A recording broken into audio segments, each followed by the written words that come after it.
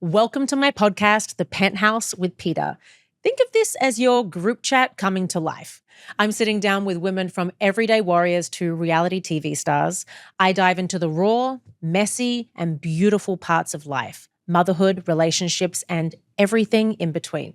Expect really honest conversations, powerful stories, and no topic is off limits. If you know me, you know I love to talk about it all. This is the real talk you guys have been craving, all from the iconic Hollywood Roosevelt Hotel. Today, I had a chat with my friend, Scheana Shay. She is a television personality, actress, host of the Shenanigans podcast, and mum to Summer Moon. A longtime cast member on Vanderpump Rules, Scheana has built a multifaceted career that includes acting, podcasting, and speaking out on mental health and motherhood. And her new book, My Good Side, just became a New York Times bestseller. So please enjoy my conversation with Scheana Shay, all from the iconic Hollywood Roosevelt Hotel.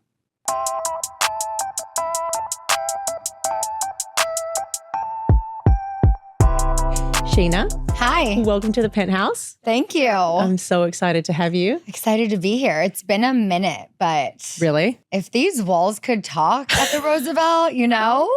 Tell me a Roosevelt story because we both have a few. Oh, I'm sure. Yeah. I mean, mostly a blur. When I walked in from valet, I had a vision of like Avril Lavigne and I think his name's Derek from Sum 41, Yes. just like being there. I remember Mondays at Teddy's. Yes, That good was old the Teddy's. shit. I used to live like walking distance from here. Really? So I would just come here, Wow. walk home. Good old Roosevelt. And good old Roosevelt. I specifically remember the staircase, like stumbling down it a few times yeah. in my heels, coming from Beach's Madhouse. Did you ever go Yes. there? Oh my God. I forgot about that place. Yes. Flying Yes. little people Flying. and yeah. Bottles coming from everywhere. Just Everywhere. insane. I know. Forgot about that. Yeah, those were the days, babe. Literally. Like those mid 2000s. Yep. Yeah, those were the times. I'm dressed as that as well. I got a Y2K sort of thing I love going it. on. It's so Thank cute. you. I'm I going love to it. an event after. So I like to dress in theme if I have something. So cute. So cute. Well, you are a New York Times best-selling author. Can you So believe crazy. that? No. It's like, wow. Yeah, it's like probably the biggest thing I've accomplished in my career. I mean, that's really major, babe. Yeah. Yeah. How many copies do you need to sell to be that? Honestly, I don't know. 10,000 within the first week. Oh, so it's like a time frame thing. Yes. So Wow. some, or I think maybe all pre-orders count towards it. Okay. And then the first week of sales. Did you expect it to be this big? No, I hoped it would be. Yeah. But I definitely didn't expect it. Because even though I know my story is good enough to make a bestsellers list, I didn't know if people would actually go out and buy the book. So Yeah, it's another thing to think your story is like, oh, I'm interesting and everything, but are people going to read it? You know? right. I read it in 3 days. Yay. So Thanks. I was so into it. I loved it. I loved reading all your chapters about your life and how you got to where you are today. And it was a really good, easy read. It was a great story. You did a good Good. job. Awesome. Thank you so Really much. good I'm job. glad you read the whole thing. See, now I'm like, when people come up to me on the streets just from watching the show and they're like, oh my God, I feel like I know you. I'm like, you don't. But after the book, I'm like, now you can say that because Yeah. I didn't know that you That's- grew up here. yeah. I really didn't. I didn't know you like an hour away, right? Yeah. Yeah. Depending on traffic, but it's like 30 Okay. miles east of here. It's very cool. Mm-hmm. What did you do to celebrate once you found out you were on the list? Yeah. If I'm being honest, went to a strip club with my mom and sister. With your mum? Yeah. We were in Atlanta. I love it. We were staying at the Hotel Claremont. And Atlanta it has is- good strip clubs. Oh, yes. And it is like infamous for their basement sports bar, dive bar, strip club. No way. And so, yeah, we were there on book tour. My friend Christina was with us and she's like, we've got to go downstairs. And I was I like, love I'm it. down. I was like, Mom, sis, you want to come? Mom's like pumped. Yeah, She's my like, mom's like throwing dollars at the girls. A shout out to Callie. It was so fun. That's awesome. But I haven't done like an official celebration yet. I wanted to do You should. something in LA once I got back. I'm just kind of getting settled again and figuring out what's next. Yeah. Well, did anything in the book like really surprise any of your closest friends? Were they like, oh, I didn't know that you went through that? Or yeah, chapter 3, the whole Hooters chapter, the majority of my friends had no idea about.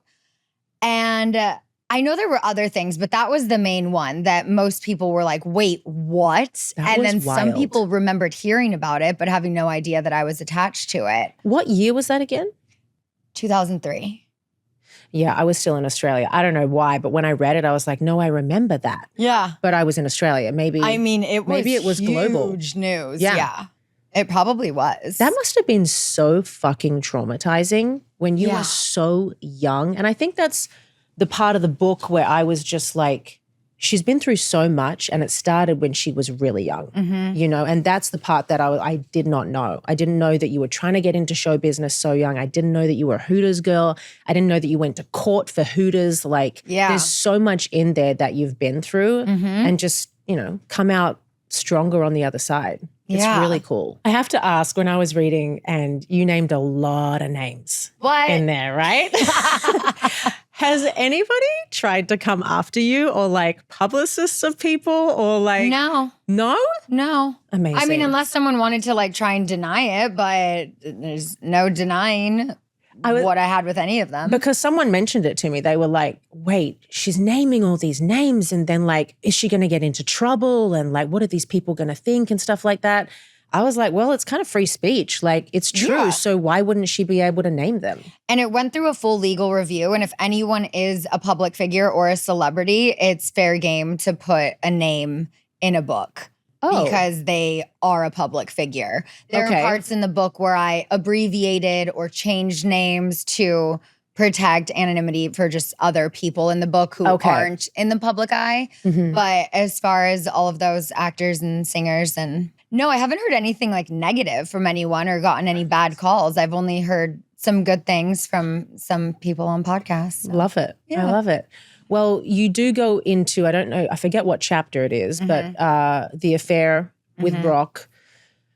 And it came at a time when you were pregnant. So I didn't find out until about 2.5 years ago. I didn't find out when I was pregnant. Right. I found out when we had already moved back to LA.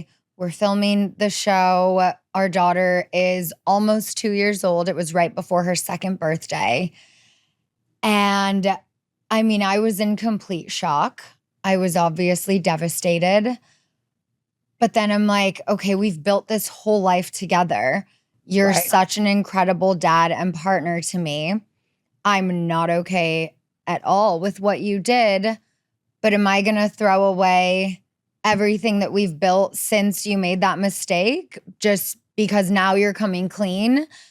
And that's why I didn't tell anyone for a long time, because I needed to figure out for myself with zero outside noise what I wanted to do, what was going to be best for my family. If Summer was going to grow up with two parents who were yelling at each other and fighting all the time, then maybe I should leave. If we're able to work towards a path of forgiveness, then maybe I should stay. And in the beginning, I didn't know which way it was going to be. I try to never raise my, I don't really raise my voice ever. Yeah, I can't imagine you screaming. No, but I tried to never have any disagreements or arguments or anything like that in front of her. I would save that for, you know, when she goes to bed or we go outside or we're somewhere else. But it wasn't easy. I don't think either decision would have been easy, staying or leaving. You know, it was huge betrayal, and I was already going through so much in my friend group. I've already had so much trust broken, and now my husband. Yeah. So I kept it quiet. When I read that it was nearly like 2 years later that you found out, I too was putting myself in the situation. Like, we've been together now for like 11 years. We've been married for, 8 years. If I found out now that he had cheated like 4 years ago or something, it totally throws a spanner in the works. Like, I don't know what I would do then, because we've had such a great freaking life. Totally. Kids are great, like they love their dad, and if it was like one time 4 years ago or whatever it may be, like it really does fucking change everything. And that's the thing. You don't know what you're going to do until you're in that situation. Yeah. I have said my entire life, if I was ever cheated on, I would leave. Same me. Like I've always said that. Done. And until this, I've never been physically cheated on, which is also crazy. I'm 40 and that had never happened. Love that. Love that for me. Love At least that. not that I found out about. But my ex-husband had an emotional affair. It never got physical. I'm like, I don't know what's worse. Honestly, maybe an emotional affair is That's worse. what people because, say. There's feelings involved. And I know that Brock's was not emotional whatsoever. And maybe that made it easier to stay or to work towards a path of forgiveness. But I just knew for our family, I owed it to our daughter to see if I would be able to forgive him. And I love that I you did. tried and are trying to work that out. And so have you fully forgiven him now? I have. I don't know that I fully trust again with most people in my life, sadly. I even just found out recently that one of my closest friends who I had finally confided in about, I don't know, maybe 5 months ago about this, immediately went and told someone who I was not on good terms with. What? To humanize me. And I'm what does that even mean? I understand the intent, this person and I were not getting along, but you didn't think that maybe you could have just said like, hey, maybe ease up on Scheana and give her some grace because I know she's going through something really devastating and personal right now. Right. Just like, trust me. I know it's going to be in the book. It's not my story to tell, but like that wasn't enough. You had to tell this person exactly what I was going through.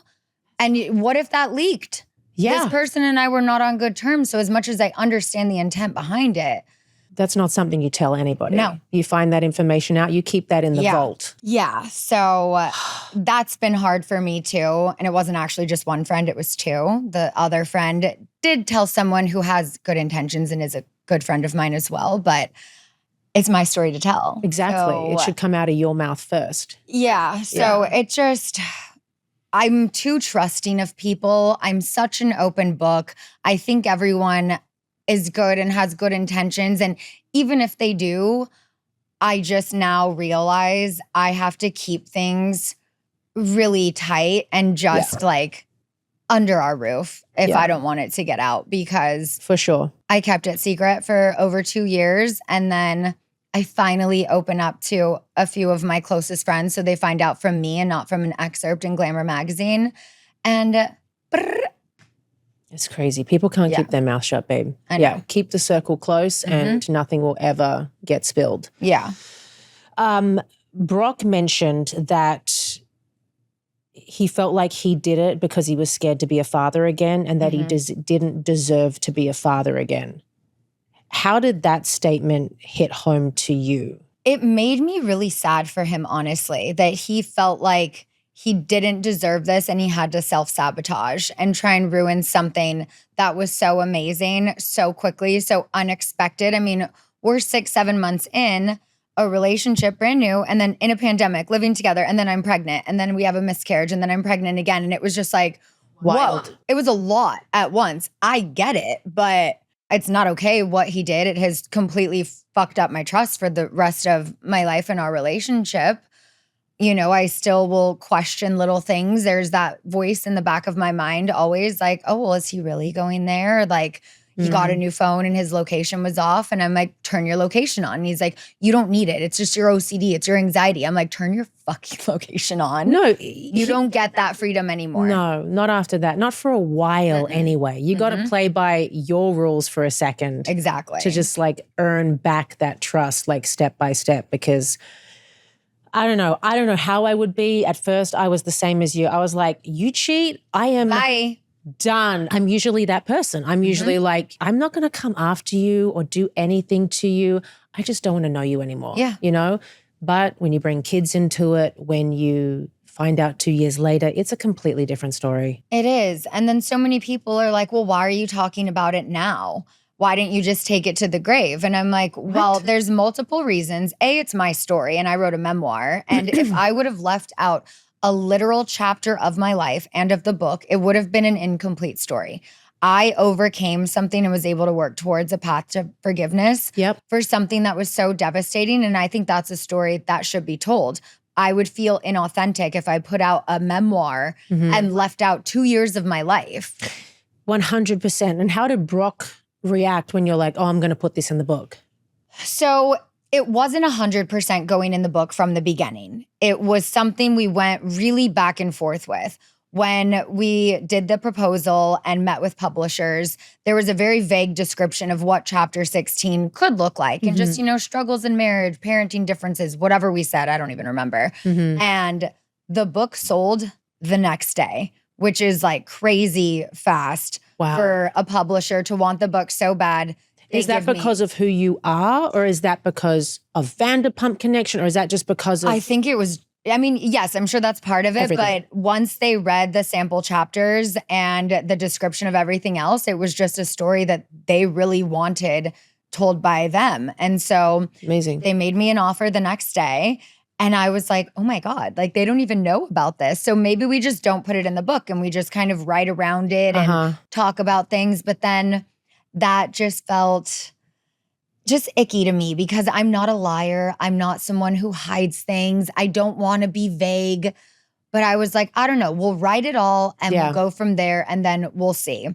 And so wrote the first draft of chapter 16, read it out loud to him. And he was like, absolutely not. This is not going in the book. Shit. And it's just like, well, it might. And then it's just like back and forth. And he's like, no. He's like, I'm saying this because like if you're gonna tell the story, tell it all. He's like, this vague, like beaten around the bush version that you just wrote, if you're going to say it, like say it with your whole chest. Yeah.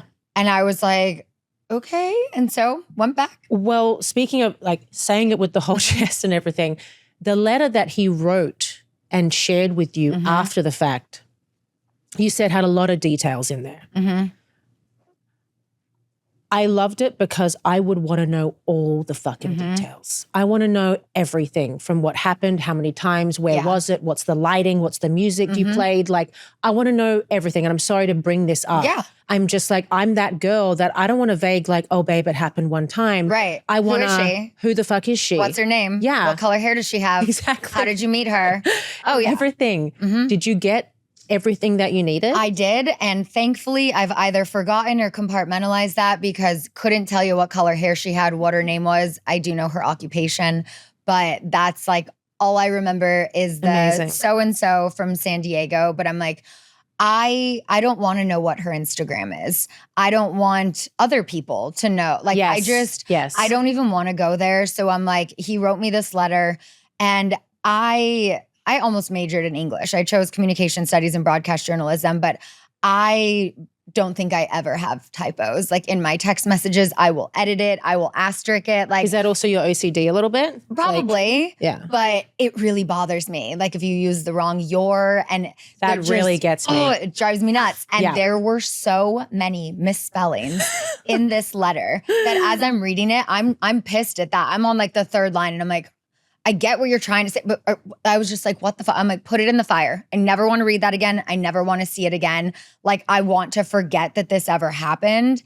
And if I keep this letter, I'll go back and read it again. I'll maybe show friends one day. And I was like, I want it gone. And immediately I read it once. I said, I never need to read this again. Yeah. Threw it in the fire. We had like one of those, it's a real fire, but like, you have the switch for it. It's not like a wood burning fire. Yeah. And then for like 3 weeks, I just saw the ash of it. I'm like, go clean the ash up. Between that and the Rubik's Cube I threw at him, I'm like, oh my God. Yeah. It's like, I don't know what I would do when I hear that I had an affair, I had to be physical. But in that moment, I was just like, I must get rage out. And so, I hit him. And then I chucked a Rubik's Cube and he dodged it. It went into the sliding glass door. I was like, oh, thank God it was okay. But I was like, okay, Scheana, that's your bit of rage you got out. Your daughter is upstairs asleep. Let's dial it in. Did you think from that day that you're like, you're done? part of me was thinking about that. Like, okay, maybe you should just leave. But then I'm like, how am I going to explain this to my daughter in the morning? And then now I'm just lying to my kid. Where's daddy? Yeah. So I just made him sleep in the guest room. And we had done that a couple times before if one of us was like really sick. Yeah. So it was like maybe 2 times. I think when I was dealing with like my acid reflux, I slept in the other room for a week because the bed is one of those like ones that sits up. And so, and also she was so young at the time that I don't think she would have been like, why are you sleeping in separate rooms? It was only a few nights, but I just couldn't have him next to me. But then 3 days later, we're going to Coachella.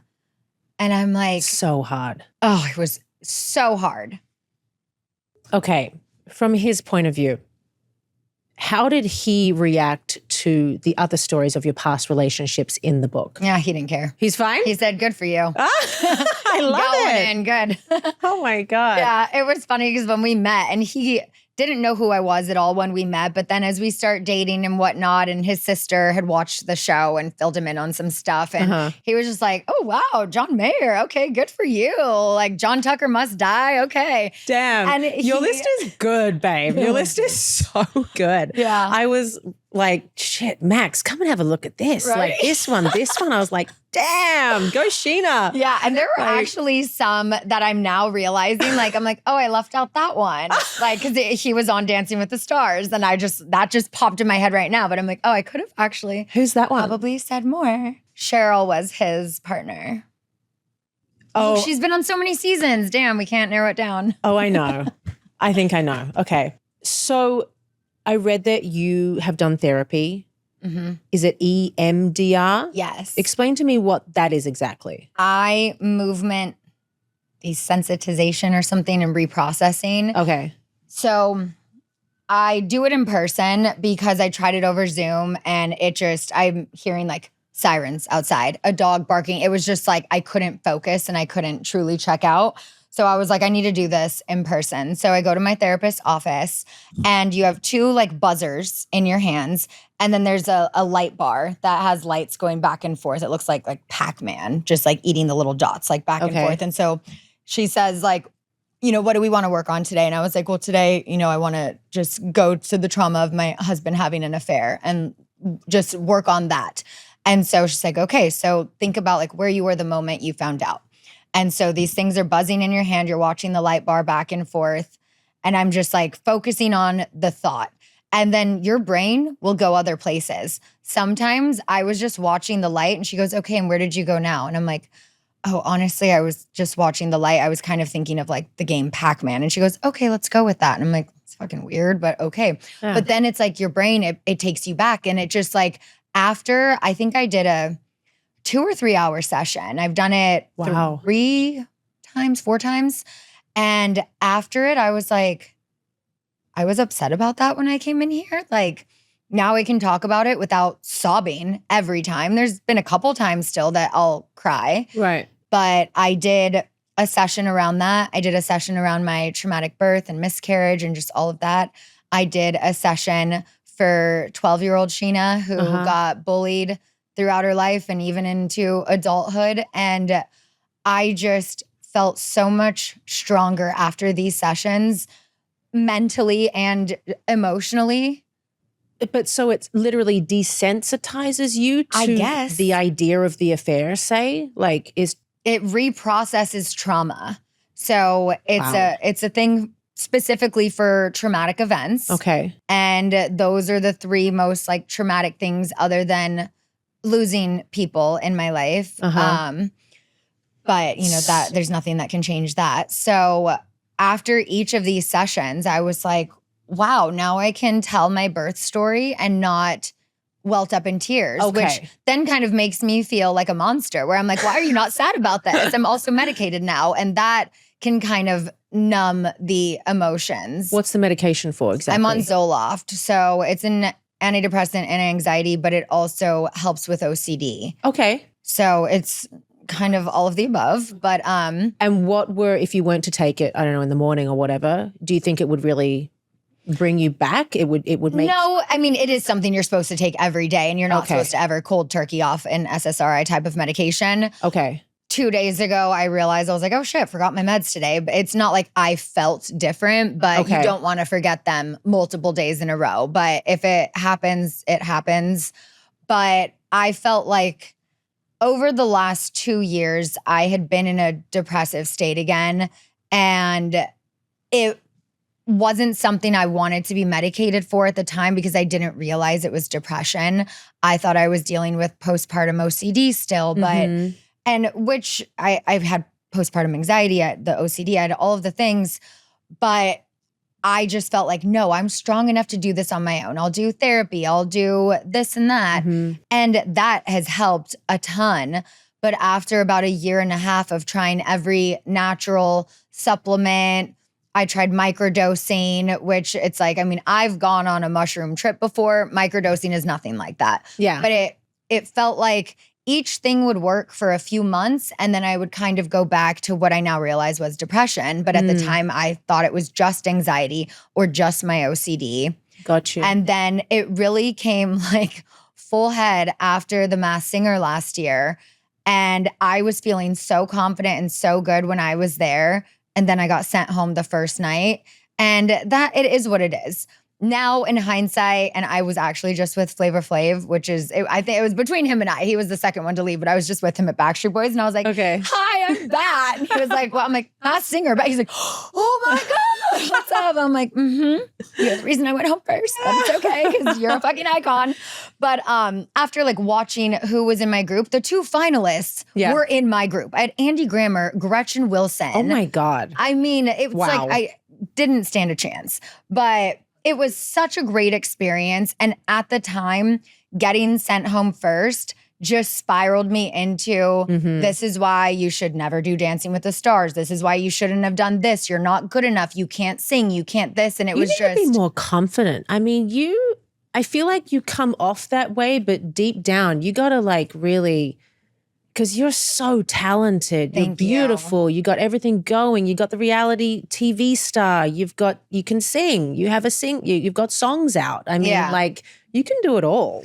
And I'm feeling that way more now post-book tour. I felt like that was the other kick in the ass that I needed to just put my confidence back in gear and being on stage. I did, I think, maybe 11, 12 live shows in different cities, different guests. Some I was literally by myself for 90 minutes on stage. I would die. Just like bringing audience members up, this game, that. But it was like, wow. And each show got better and better and better. And I got more confident that I'm like, for the first show, took a little like 0.25 Xanax before because I was like either a beta blocker or a Xanax, but I was like freaking out. Then the next night, I just said, let's see how I go with no Xanax. It was a little bit of tightness in my chest. I didn't feel great. Yeah. Took one the next show. And then it was my 4th show. I completely forgot to take one and I never took one the rest of the tour. I just felt so good and so confident going on stage. Yeah. And then to make the New York Times bestsellers list, it was just like, okay, I can do— You won, babe. things. You won. You hit that milestone that everybody wants to reach. And I know a few people that did books, over the past 10 years and they did not get it, babe. I know very close to me that really wanted it. They didn't get it. I want to bring you back to what you said about exposure therapy. I read that in the book that you had to, take Summer to Disneyland and stuff like that.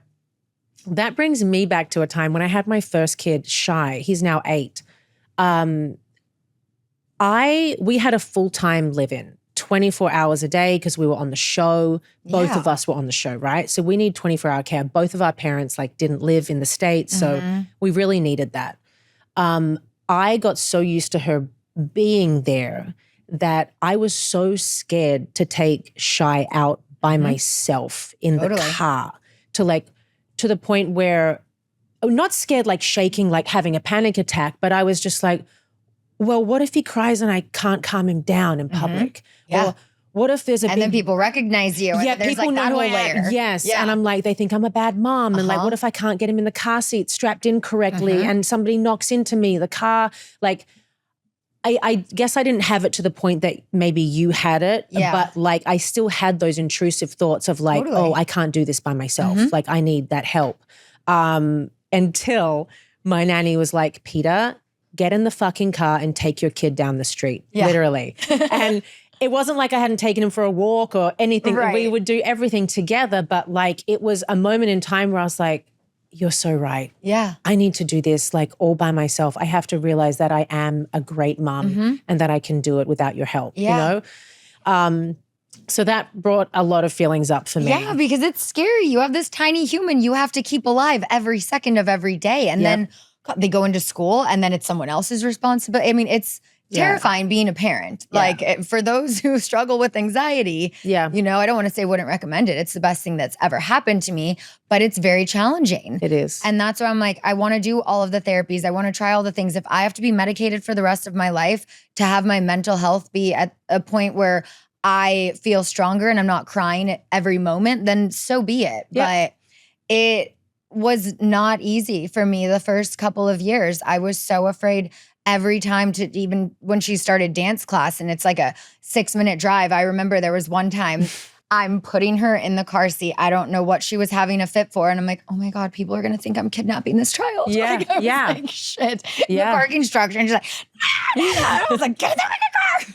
And you don't want to react so boldly either towards the child, because if somebody sees, not that you would ever hurt or scream, but like, I mean, and I don't. It's like I'm just not a yeller. Yeah, me neither, babe. Me neither. So I'm just like, honey, I need you to just sit in the fucking car seat. Okay, we're gonna do this now, okay? Oh my gosh! But now I've learned that bribes do help. I keep chips and Sour Patch Kids in my car. Oh, I love that. Because whenever like she's a big milk girly. And sometimes when I pick her up at school or at summer camp and she's just like, I want milk. And Just I'm just regular like, milk? there's no milk in the car. Like, I was like, here, have a Sour Patch Kid. She's like, oh, okay. Perfect. Whatever does it, babe. Yeah. So I'm like, okay, I've now just learned little hacks and. But you learn that on the job. Same. There's things that what was one of the things that I hadn't even held a baby before I had my own. Like maybe one time of my friend in Australia, but I have no nieces, no nephews, no like young cousins, like nothing. And so when I had my own, I felt amazing, but I was just so scared. Yeah, pretty much same for me. My sister and I are 12 years apart. And so when I was 12 was probably the last time I actually held an infant. Yeah. And I was a kid. I don't think I was afraid back then. Yeah. But then when I had a baby at 35, almost 36, I'm like, what do I do? Yeah. I had the scariest dream when I was pregnant that her head fell off the first time I held her. And I was able to put it back on in the dream and she was okay. But I like woke up in a panic and I was like, gosh. Yeah. I had the dreams of like you're strollering, walking them around and you accidentally let go for some reason and the stroller goes. Yeah. And you're running after the stroller down the hill and then you wake up. Terrible. Yeah. Speaking of Summer, what does she think? What do you think she will think about the book when she's older?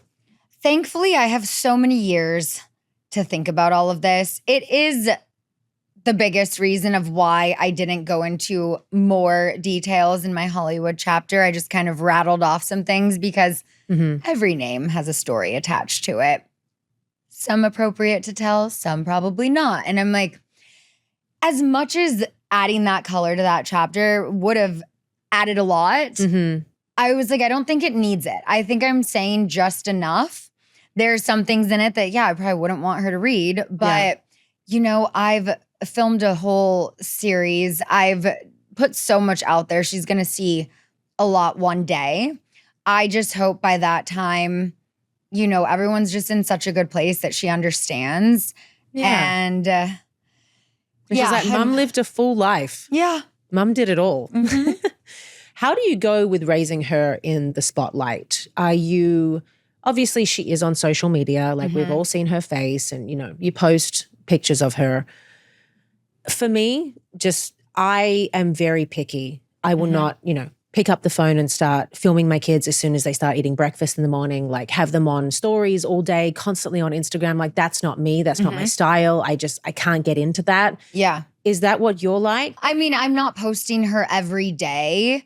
You know, she's not always on the show with us, but I live a public life and I respect everyone who wants to post a photo and put a little emoji over their kid's face and all of that to protect them.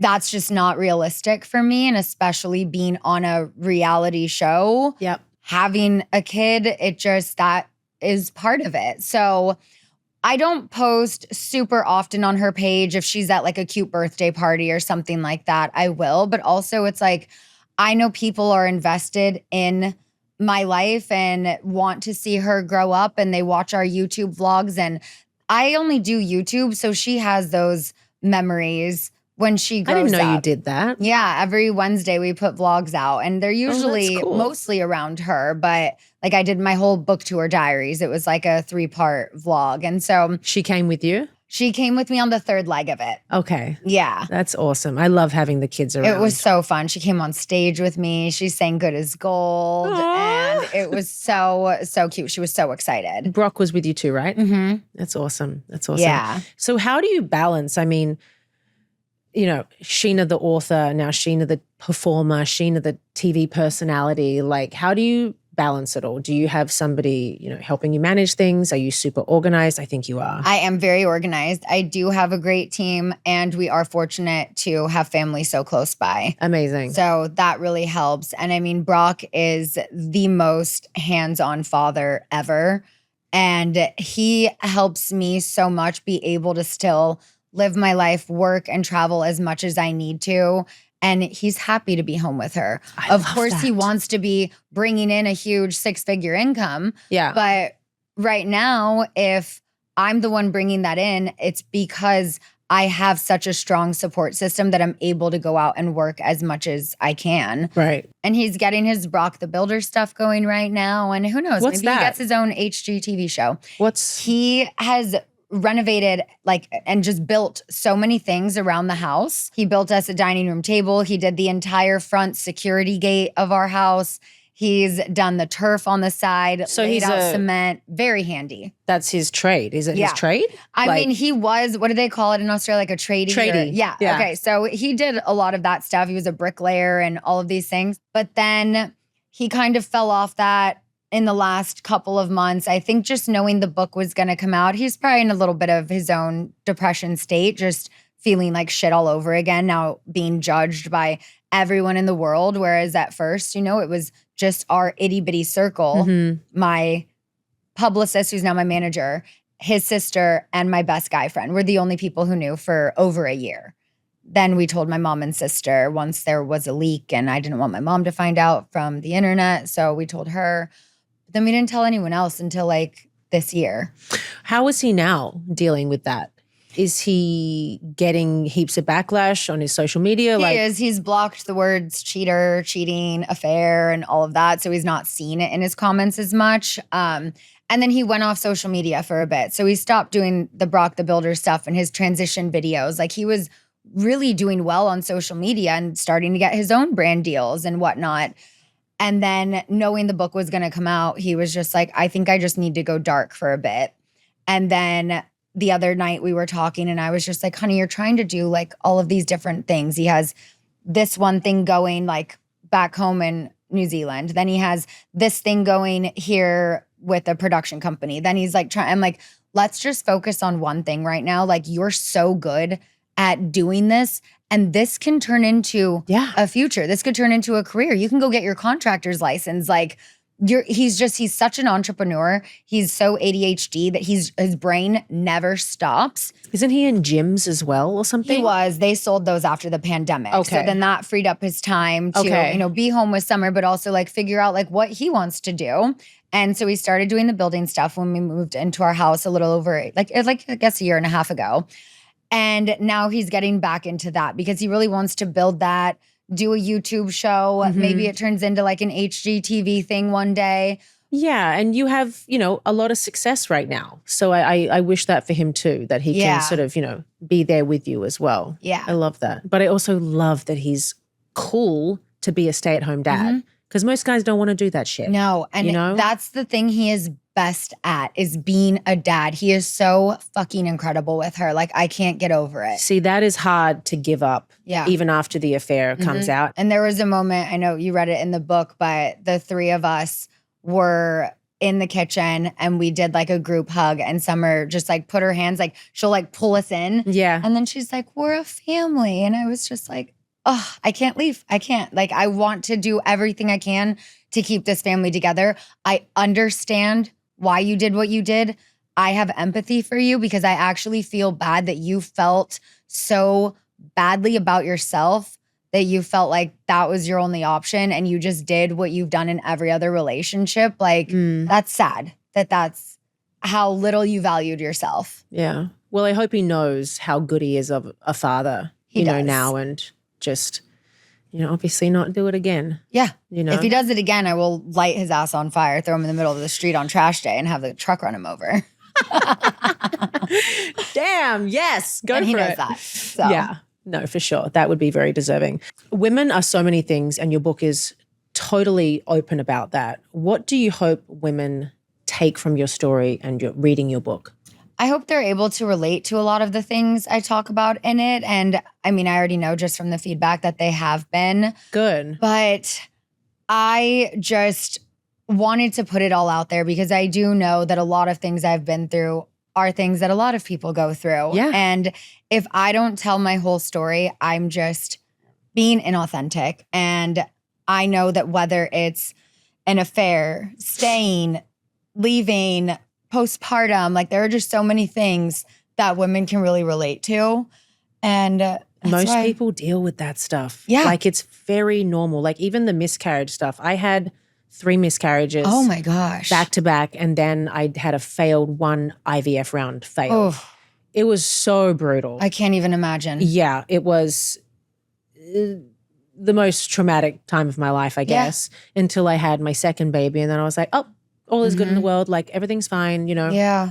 But I didn't realize at the time how many people would come up and say, oh, I actually had a miscarriage too last year, 1 in 4. Yeah. And it seems like it's even more common than that. And it's so crazy. I had no idea. Neither did I. But so many people, like I've had cousins, friends tell me that they also had one and I had no idea because people don't talk about it. Yep. It's this thing where, the women get blamed. Like it's like our fault for the pregnancy. Yeah, it's failing. our bodies that can't do it. And I talked about this a few months ago on my podcast. There was some study that came out proving how miscarriage is related to the sperm and the male and like all of this stuff that I was like, yeah, well, that's interesting. Yeah. I mean, Max got tested. He came back fine. I put mine down to stress, pandemic. It started there. That was my first one in like 2020, I guess, when we first, but my problem was I could get pregnant easily. Yeah. But then it would leave my body. So, and it wasn't until I literally was just like, okay, I got 1 kid.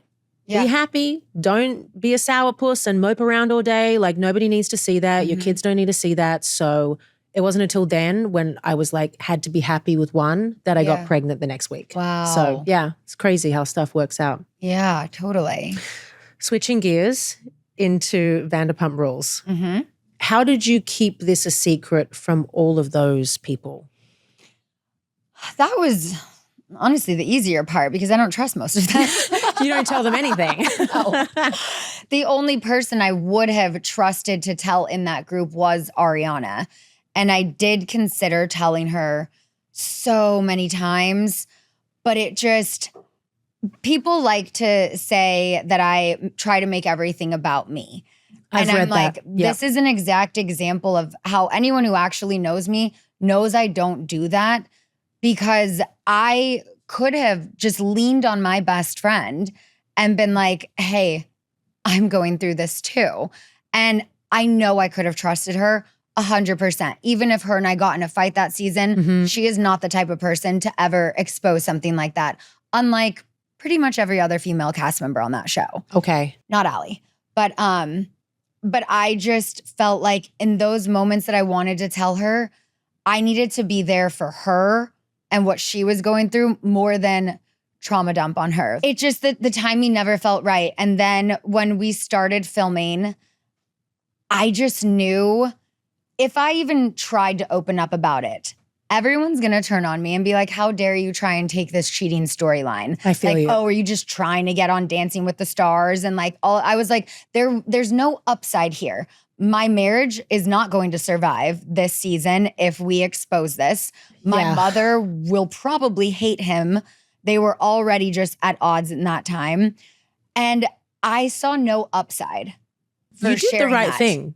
I needed time to process it. I needed to figure out if I was going to stay or if I was going to leave. And by the time season 12 would have come around, I was ready to discuss it, be open about it, and be like, okay, so this is what we were going through last year. Flashback to me projecting on Tom Sandoval, even though, deserved.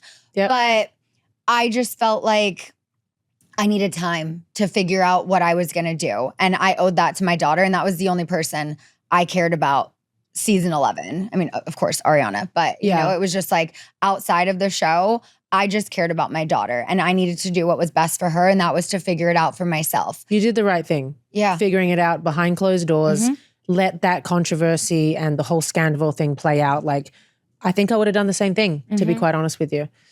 Yeah. Do you miss the show? No. No? You think you had its time, it's done? And yeah, I think it was time. I mean, I would have done it again. I would have stayed on it until it got canceled. Right. But it became hard to film. It was so forced that season. We're going to Tahoe with people that we're not friends with. And it was very forced. And I didn't really see where we could go. I mean, we could have tried to figure it out, but didn't Ariana not want to come back or something? Or I think initially everyone was coming back because money talks. And if they don't have to film with people they don't want to film with, they were coming back. But then more time passed, other opportunities happened. And so I think after so much time, she was just like, why do I need to come back to this? She's making so much money outside of it. Yeah. That, but I think initially everyone was open to coming back season 12. Interesting. Okay. I particularly loved that scene of you when Tom came over to your house that day. That scene for me was one of the most powerful scenes of Vanderpump Rules. Yeah. Obviously when, the reunion came out and everything was spilled, that was really crazy. But when you were like laying it down to Tom that day, I was like, damn, Scheana, that's your best scene yet. Like that was crazy. I was crying. I was just like, the whole thing was so hard. Are you friends with him now? Not really. No, I don't really talk to any of them. Not even Lala? I mean, Lala, yes. We're neighbors and our kids are friends and go to school together. But like, and Schwartz sometimes, like we keep in touch. But, Katie? Katie? Mm-mm. No? No. Very, very interesting. I feel like you were very misunderstood on the show. You were like, oh, she's boy crazy. I felt bad for you in some moments, in some episodes, because I was like, I don't think she's really like that. It's the guy's opinion against yours. Like, of course they're going to say, oh, she's all over me. She's like boy crazy. I hated that for you. I know. I hated that season so much. Yeah. It was, when I'm on a day rate and I'm just like, I already am feeling that I'm not of value to this show anymore. I felt so shitty, just the place I was in my life. Like it just one thing after another. It's so annoying. Do you feel audiences hold you as a woman to a different standard than the males on the show? Yes. And I also think the females on that show hold me to a different standard than they hold anyone else. I don't understand it, but like things that Kristen, for example, will get upset with me for, she doesn't get upset with Brittany for. It's like things that, and so many times this has happened that I'm like, why am I held to a different standard? It's like I'm an easy target. I let people walk all over me, but not anymore. No, babe. New York Times bestseller. Get that money. You've called reality TV both a blessing and a curse. Which one do you think it is right now for you? A blessing. Okay. You know, being able to have a platform to share my story, to reach an audience of mostly people of our age demographic. I think it is a blessing when the stories are told properly. When you have a season 8 and an editor who comes out on a podcast and says her favorite thing is to find my cringe scenes and edit them together and all of this. Dude, I died when I read that in your book. Yeah. That was so bold of her. Like, of course she's going to get fired for that. Like, you can't come out and say, I love making Scheana look bad. And so I kept my mouth shut until this book. Okay, so as someone who, you know, you describe in your book that you were bullied at a young age and, you know, just weren't exactly super confident with who you were, what would you say to your daughter Summer about that? And how would you tell her to react to things like that? I try to teach her at just this young age to stand up for herself.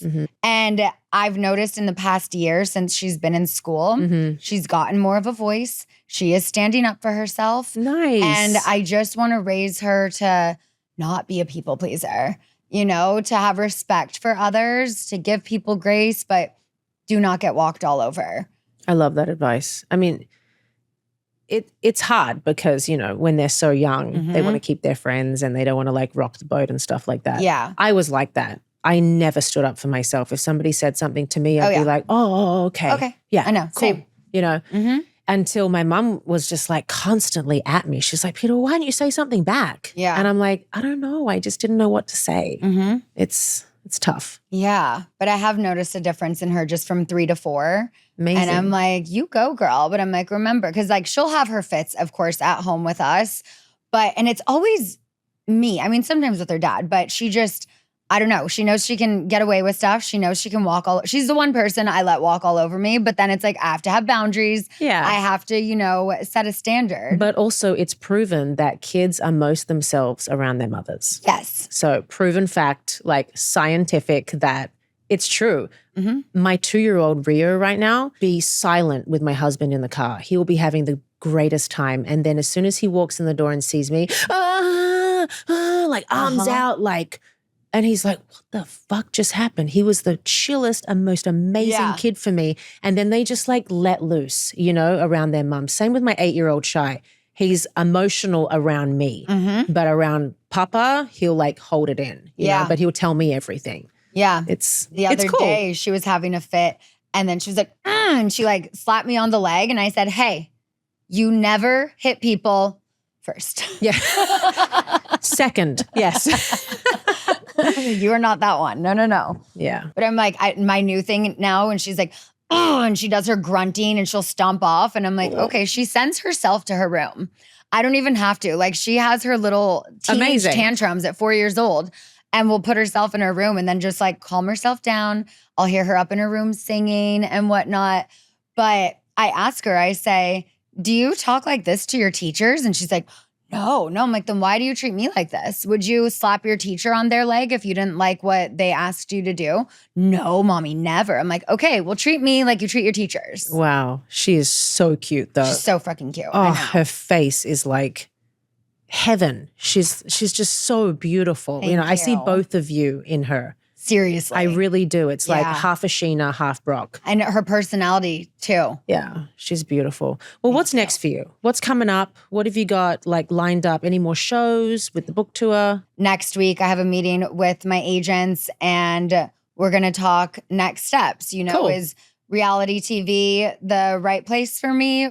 Should I go on a Canadian, UK, or Australian book tour while there's still hype for this book? How soon That's a is good too idea. soon to start writing another book? Because I already know what I want it to be about. Do you? So, oh yeah, You've got more? I do. I realized it a couple days ago. I go, oh, this is the next book. No way. I don't know what it's going to be called yet, but I'm like, do I just in my free time, you know, I'll just start like writing stuff. Like, I don't know. You should. And I'm still working on my EP. It has been the longest thing ever because it was honestly ready to come out a year ago, but the timing of it was not right. Like season 11 had just finished airing and one of my songs, it's called Pick Me. And because everyone was calling me a pick me last season. But there's certain lines in the song that I knew people would associate with certain cast members, and it's not about them whatsoever. And so the timing of it, I'm like, if I put this song out right now, it's going to look like a direct F you to so-and-so. And it's not that at all. And I just wanted it to take a beat and to have its own moment. And now that it has been so long that I haven't put it out, I'm like, well, actually, I might want to change a song, or we re-recorded one of them. It was a slower song, and then we made it more grunge and rock. And so I think I'm going to write another 1 or 2 songs with that. And honestly, I don't know. I don't plan ahead. The only thing I know is we will get Summer to Australia or New Zealand in the next 6 months. That's like the most important thing, to go meet her baby cousins. Yeah, it is super important. And Australia and New Zealand are so wonderful for families. Why do you live here? I don't know. Would you ever move back? No. Really? I wouldn't. No, because now my mother has moved over here for me. My dad sadly passed away a couple years ago, so she moved over with me. I don't feel like the opportunities are there for us. I don't know what Max would do there. Do you know what I mean? Like, isn't there Dancing with the Stars there? Yeah, but it's not like this one, babe. Right? Like, I love it, but it's not the same. Oh God, I love Australia and New Zealand so much that I'm like, let's at least do a tour there. Just get me working there for. You absolutely should. Because Vanderpump is showing there, right? Yeah. Like, they know it's very you. popular there. Brock, because he had no idea who I was when he met me. Okay. And so then his sister tells me, like, oh, she's on this show, blah, blah, blah. Fast forward 6 weeks later, I'm in Australia with him. And I meet his mom and his sister, and just the amount of people who came up to me like at the restaurant and stuff. He was like, what the fuck? Like, you're in like my home. Wow, that's awesome. It's like global, that show. That's I know, really it's cool. Crazy. What advice would you give somebody that's like a newbie entering into reality TV? What's like the one thing that you would just give them? And I do this often. Like, I did this with Jessie and Demi. I've done this with just some of the new Vanderpump girls. I always recommend a good entertainment attorney. Like, you got to have that from the beginning, because all of us just signed the first contract we were given, but my advice outside of making sure to protect yourself with a good team is to be your authentic self and not self-produce, because I have made that mistake season after season, thinking, oh, well, if I act this way and, we're friends again, then the audience will think this. And it's just, it never works out the way you think it's going to work out in your head. And moving forward in anything reality TV that I do, I'm not going to think about what the audience thinks, whose side are they going to be on. I'm just going to live my most authentic life. And if I don't like you, I don't like you. And that's okay. We don't all have to be friends. I'm not trying to be best friends with everyone just because we film a show together. Right. Like, why can't we just be cool, cordial, like acquaintances? It's like with this group, with Vanderpump Rules, with the Valley, it's like, you're my best friend or you're my enemy. And I'm like, it's so why harsh. can't we just be cordial? Yeah. Why can't we just be like moms, friends? Like, I don't want to be your best friend, but I also don't want to be your enemy. I hear you. I think it's hard for people though, because especially really, really green people coming into this industry, it's like when a camera turns on, it's like, oh, it turns into something like other than themselves. So I think that's really good advice. Yeah. Would you still want to do Dancing with the Stars? Or is this like gone? I think they called you tomorrow. I fucking hope not. That's not enough time to rehearse. Yeah, I know. They've already begun. But I know. Yeah. I'm like, I honestly hope I never get the call so I don't have to make the decision, because that was such a big dream of mine in my 20s and in my 30s. And then a couple years ago, it just got blown so out of proportion and made such a big deal of, when I'm like, no, I'm genuinely happy for my friend. Yeah. But I also actually thought that this might be the year I was going to be on it, because I was talking to some producers and they're like, we got to introduce you to Dina, like, we want to get you on next season. How have you never done this show? And so I really thought like, oh, okay, maybe it'll be this year. And then I felt for you in that stage too, because it's like two things can be true at once. Exactly. You can be totally there happy. week after week supporting her. Yeah. I had tears of joy in my eyes. I wasn't crying for myself because it wasn't me. I was like, fuck, look at her. She So did an talented. amazing job. Yeah, she was great. Incredible. I was there the first show, the last show, in between shows. Yeah. Like, I was so fucking happy for her. People don't get that though. No. I remember literally week 2, I wasn't able to be there because I had to be in New York for a job.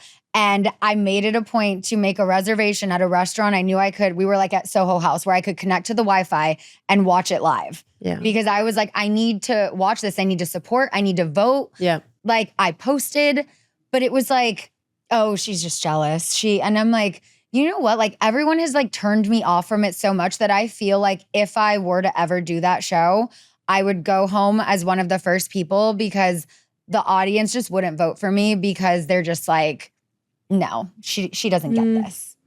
We'll see. Like, I would have to be such a good fucking dancer, and like, I'm not a dancer. You're not a dancer? I mean, I'm very flexible. Okay. I have taken dance classes. Okay. I do lessons sometimes for fun with my friend Jules. He was Jules? Yeah. Jules Tucker? Uh-huh. Oh my God, I love him. Yeah. He's a fellow Kiwi. Fellow Kiwi. Uh-huh. Yeah, I love him. But yeah, we've been friends for like 15 years. So sometimes I didn't know that. There's a dance studio in the valley by where we live. Like, we'll just go and do a little quick step or do a little, whatever. That's awesome. I have fun doing it.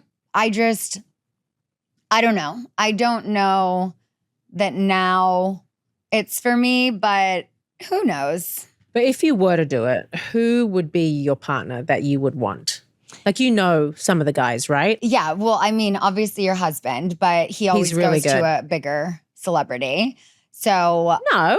you don't think? No. He would love to dance with you. I feel like they put him with like the best dancer or the biggest celebrity. Like him and Val and like Derek back in the day, like certain guys always got like the best people. I love Alan. Yeah. He's great. I go to the show pretty much every season just as a fan, usually I have a friend who's on it, but it's like. The fuck is that? Is it the ghost? Wait, did that radio just go on? That was weird. Yo. The ghost. There's definitely ghosts in here. Oh, for sure. We've got the Long Island medium coming. Oh, nice. I'm like dying for what she's going to sense in here. Yeah. What the fuck is behind me? Right? That's crazy. God, I'm so we'll see. Yo, who the fuck? Oh my God, guys, stop it. Like, I'm going to have a heart attack. No, I swear to God, I cannot stand spirits, ghosts. Like, I love it. I love it, but like, if it's in the room with me, no. Yeah. No, I can't. I got to go. There was one time Shay kept like pointing to the door and saying a name when he was like 3 years old in one of our older places. Oh, Babe, no. This random story. I called my girlfriend who like, her mum and her are like really psychic and see ghosts and see things. Her mum sees dead people. And I got her to come over. I was like, bring all your fucking crystals, bring everything you got. I need to like sage the shit out of this place. I don't know what's going on. She comes over, we sage the place, and she said, no, it's fine. It's just like old energy, whatever. And then she's like, okay, her boyfriend was there at the time. And she's like, okay, let's just go to the front door and like say a little prayer. With 3 of us hold hands and we close eyes. She goes, oh, guys. And I'm like, what's happening? We both open our eyes. We look at her. She has rolled back into her head. Her eyes are white, like just the whites, and she's flickering. And she's like, I've just gone somewhere. It's okay. I'm going to pull myself out of the darkness. I'm pulling myself out. We were shitting ourselves. I was like, what did you see? And she's like, I don't know, but something pulled me in. Dude. Oh, no. Let's just say I left the house like the next month. Yeah. Okay. Who's that? Look. Oh, Ooh. yes, please. What do we have here? Oh, thank you.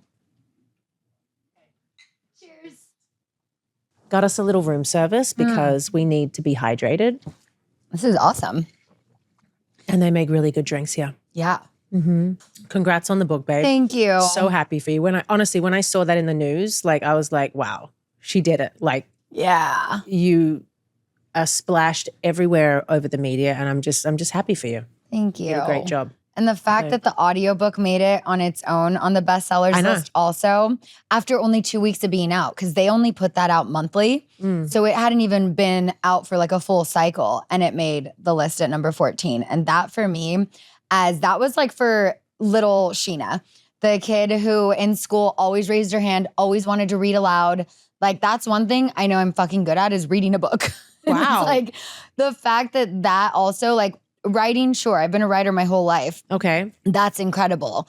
But the fact that my voice that people for so many years have said is so annoying, you can't sing, hate the podcast, your voice, da-da-da-da-da. The fact that my audiobook read by no one but myself made the bestsellers list so quickly. I was like, wow. That's insane. I did it. Your voice is very recognizable. I think it's a Like, great trait to have. I will be in line somewhere and I just say something and they turn like, oh my God, I heard your voice. Yeah. I'm like, oh, that's Scheana. Yeah. It gets me in trouble sometimes as well. Like at dinner last night, I realized I'm like, am I projecting my voice too much? No, it's distinct. Thanks. Cheers to that. Cheers, babe. Cheers.